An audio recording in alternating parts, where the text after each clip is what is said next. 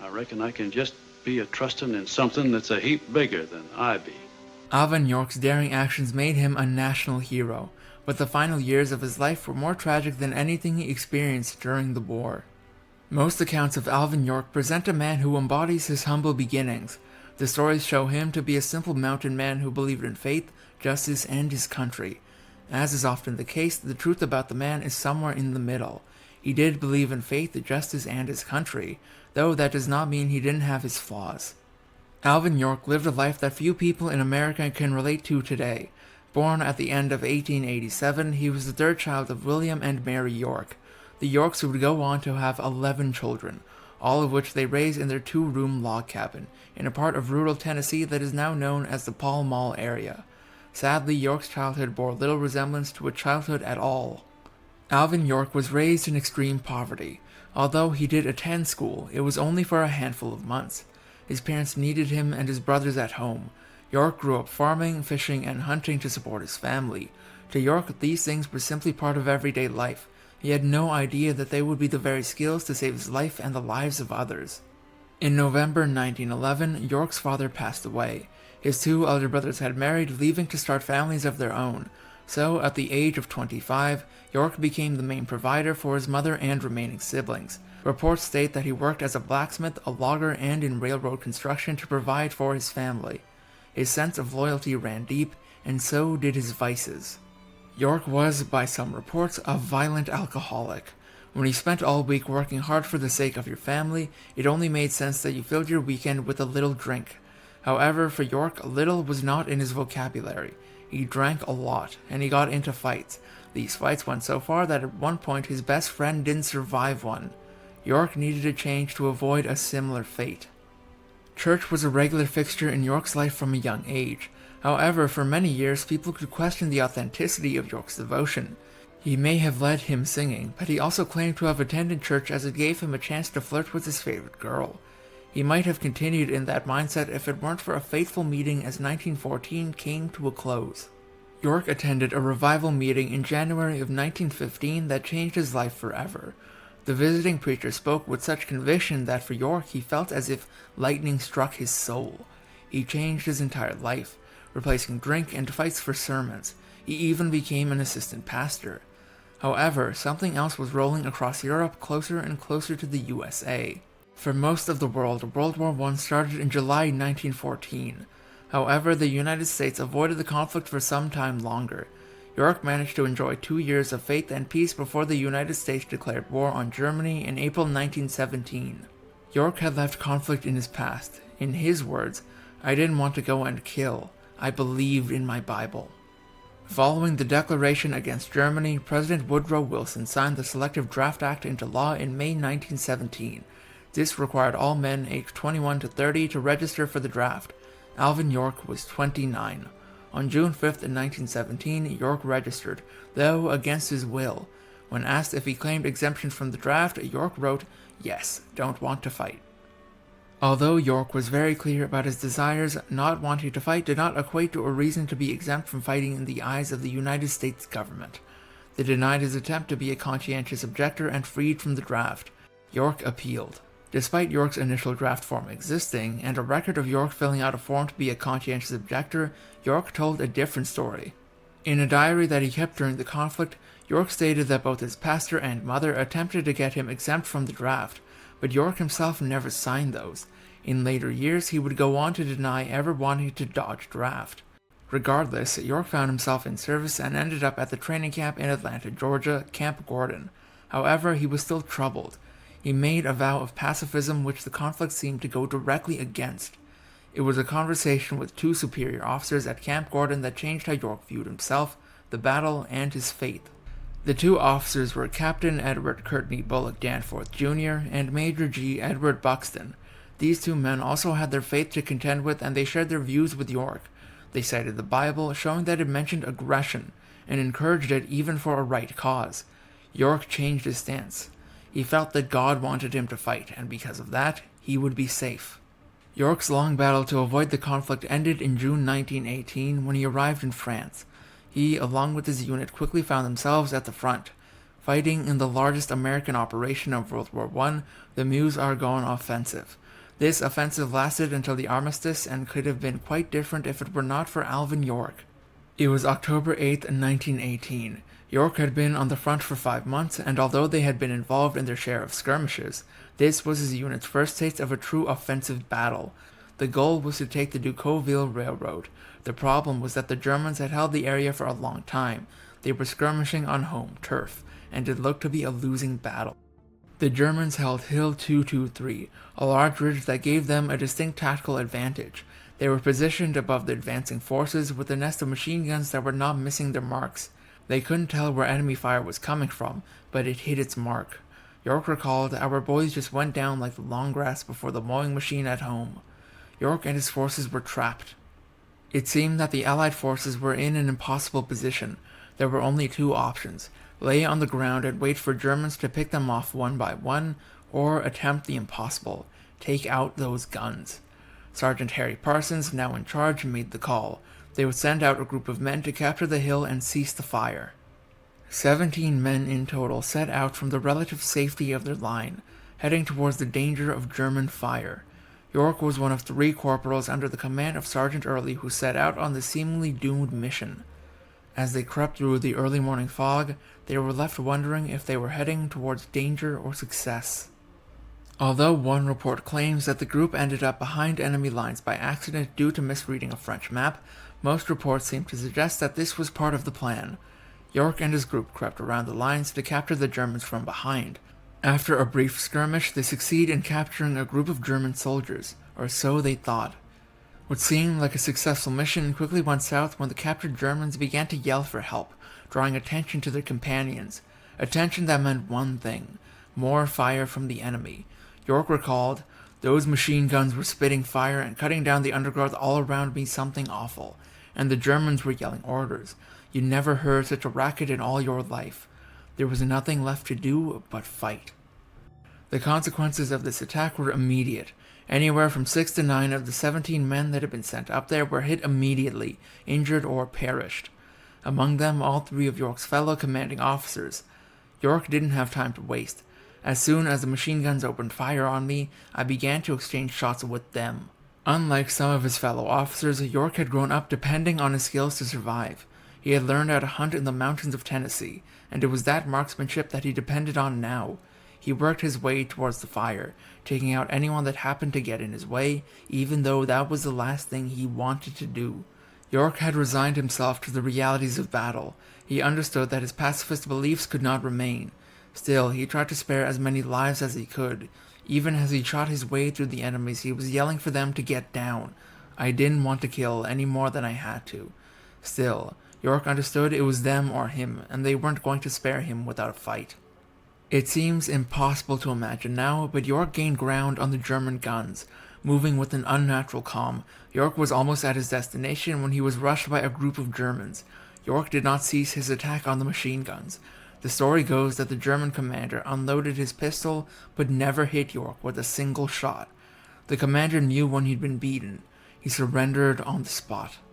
The men York left behind had no idea what was happening across the way at enemy lines. Perhaps they tried to follow the sound of fire, making guesses about the fate of their companions, but they had only their imagination. That was until York and his 7 remaining men came back across the divide, leading over 100 captured Germans. York achieved the impossible. The reports on what exactly York achieved vary, as often happens during conflict. He's been credited with slaying 25 Germans, capturing 132 men and several guns. He reported to his commanding officer, Brigadier General Julian Robert Lindsay, who greeted him with, "Well, York, I hear you have captured the whole German army." To which York replied, "No, sir, I only got 132. The recognition for York's actions that day were immediate. They promoted him to sergeant and received the Distinguished Service Cross, the second highest fighting distinction for heroics in combat. However, it wasn't long before that felt to not be enough either. They wanted to give York the highest distinction, the Medal of Honor. But first, York had to prove he earned it. If you feel that this story seems unbelievable, then you aren't the only one. There was some question, even at the time, over how one man could have taken on so many Germans and come out as successfully as York did. In February 1919, they summoned York back to the ravine he had climbed to assess whether his actions had truly earned him the Medal of Honor. York returned to the scene of his great success a few months later with his commanding officer General Lindsay and other officers to retrace his steps that fateful day. As they were walking around recounting the story, General Lindsay could not contain his wonder. He asked York how he did it. York told him, "A higher power than man guided and watched over me and told me what to do." This belief and faith guiding him would continue throughout York's life. Whether it was a higher power that was guiding York or merely his years of skill honed in Tennessee, they deemed what York accomplished on Hill 223 worthy of the Medal of Honor. He also received 3 awards from France, 1 from Italy, and 1 from Montenegro. By the time of his passing, York had received close to 50 awards and decorations for his service. However, people at home almost didn't hear about it. It's not uncommon for the exploits of battle to go unnoticed by those back home. This was almost the case for York. It wasn't until April 1919 that America became aware of York's heroism, thanks to a story in the Saturday Evening Post. George Petullo painted York as a quintessential American, leaning into a simple background and unwavering faith. Petullo made York a national hero in the eyes of his country. Thanks to Petullo's article, York returned to the United States to much fanfare. He was greeted by a group of Tennesseans living in New York who arranged for a 5-day celebration that included touring New York and Washington. York stayed at the Waldorf Astoria, had a banquet in his honor, and met the president's secretary, as the president wasn't in the country. However, York didn't want any of it. The people of the United States attempted to offer York the world upon his return. However, it seemed that York wanted little beyond the simple life that he would have had if he hadn't left at all. His superiors discharged him from service, and he immediately returned home to marry his sweetheart, Gracie Loretta Williams. Despite many offers otherwise, York did not seem to want to profit off his sudden fame. The only gift that he did accept was a 400-acre farm. The Nashville Rotary gifted the farm, which had been purchased by public subscription on York's behalf. When York had accepted the gift, he had been under the impression that he would be receiving a farm that was fully equipped and functional. This was not the case. Having refused all the promises of money, York had to borrow the money to stock the farm. He ended up losing money on the one gift that he accepted, and things were only going to get worse. It made sense that York had accepted the offer of a farm. Growing up as he had, farming was all that he had known. However, following World War I, there was a significant decrease in farming, which lost York money. To make matters worse, the Rotary had bitten off more than they could chew. When they couldn't continue to finance the installments for the farm, York had to pay for it himself. However, he didn't have the money. York was now in a difficult position. He had wanted to return to the quiet life that he had known, yet that life had come with debt and struggle. He had to plead with the public for help, which only drew attention to his financial situation. York struggled with the scrutiny. He was built for a different world than the one he found himself in. Before the conflict, York had lived a life that he understood. After the conflict, he had been thrust into unfamiliar territory. He didn't know how to handle the debt that he found himself in. He said, "I could get used to almost any kind of hardship, but I'm not fitted for the hardship of owing money." Thankfully, the public stepped in. By Christmas in 1921, York had gotten the funds to settle the matter of his farm, though he never ceased to be a public figure. York did not wish to profit from his fame, but that didn't stop him from putting his fame to good use. What York seemed most passionate about was creating a better life for those who came from the same area of Tennessee that he did. He created the Alvin York Foundation to help develop educational opportunities for his fellow Tennesseans. It was for this organization that York was willing to step into the role his fame created. He would travel to petition for funds from various groups and people. However, he often left crowds disappointed. They wanted to hear about the conflict. Instead, York said, "I'm trying to forget the war in the interest of the mountain boys and girls that I grew up among." York found himself at the center of controversy in 1928, in the most unlikely of places, Germany. A Swedish journal put out an article that described York's adventures back in October 1918. The Germans felt it tarnished the image of the German forces, and as a result, they launched their own investigation. They had some interesting findings. Up until this point, the story of York's adventures had been told by the Americans. The German officials interviewed surviving German officers who had fought against York. For the most part, they concluded that the U.S. report corresponded with the facts. However, they did suggest that the American report exaggerated the claim of 132 prisoners and 35 machine guns. It seemed possible that the German findings might call into question York's Medal of Honor. After all, there had been questions at the time of his heroic feat. However, after review, it was found that the German report did not contradict the details of the US Army's report and in fact confirmed York's leadership and skill in battle, even if alleging that his heroism was a bit exaggerated. According to the Germans, he captured 79 prisoners, still an impressive accomplishment.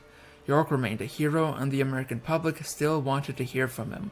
Although York received many requests to share his story, he only agreed to do so a couple of times.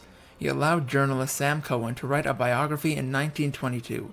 It was a flat piece that did not do York justice.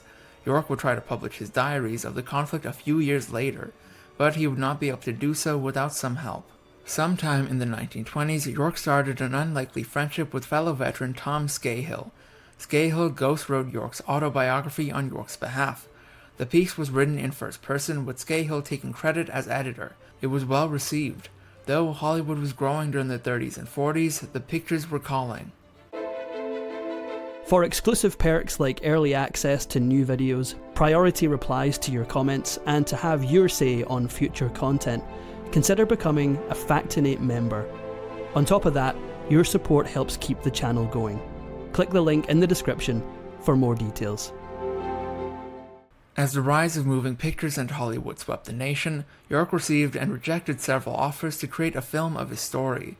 However, in 1940, York had a project that he was passionate about, an interdenominational Bible school, and he needed funding for it. He gave in to pressure and authorized the use of his story for film. Negotiating the contract himself, America was again fascinated with Alvin York. After a year of filming, Sergeant York was released in 1941 to great fanfare. It was the highest-grossing film of that year. Gary Cooper played York in the film, and his efforts won Cooper one of his 2 Academy Awards for Best Actor. In fact, the Academy nominated the film for 11 Oscars. The movie won for Best Film Editing, on top of Cooper's win. It was a huge success and couldn't come at a better time. By 1941, World War II had been raging for 3 years, and the world was begging for America to join. Many Americans did not wish to involve themselves. York was one of the few public figures who openly spoke out about joining up. York was so influential in speaking on this matter, President Roosevelt often quoted him. York made his biggest impact at one event in particular. In May 1941, York took a stand, making a particularly moving speech at the Tomb of the Unknown Soldier. He insisted that it was time for America to fight again, emphasizing that they could not compromise with Germany. He stated, "By our victory in the last war, we won a lease on liberty, not a deed to it." He felt it was time they renewed their lease on liberty. It would take until December before the American people listened. Once the US joined World War II, York attempted to re-enlist. However, he was in his 50s and in no shape for battle. That didn't mean he didn't serve his country again. He helped the bond drives to finance the conflict and toured training camps in the Army Signal Corps, inspiring those he could see himself in. He remained Sergeant York in the hearts of Americans through World War II and the rest of his life. The end of York's life was far from glamorous. He suffered from many health problems, including several strokes from 1948 onwards. These and failing eyesight caused him to be bedridden from 1954 until he passed in 1964. However, that's not what Americans remember him for. Sergeant York is remembered not just for the men he saved in Europe, but for the lives he changed back home. If you enjoyed this Factinate video, give it a thumbs up and subscribe for more incredible stories. Want to say who we cover next? Join our membership program through the link in the description for exclusive perks. Your support means everything to us. Thanks for watching, and we'll see you in the next one.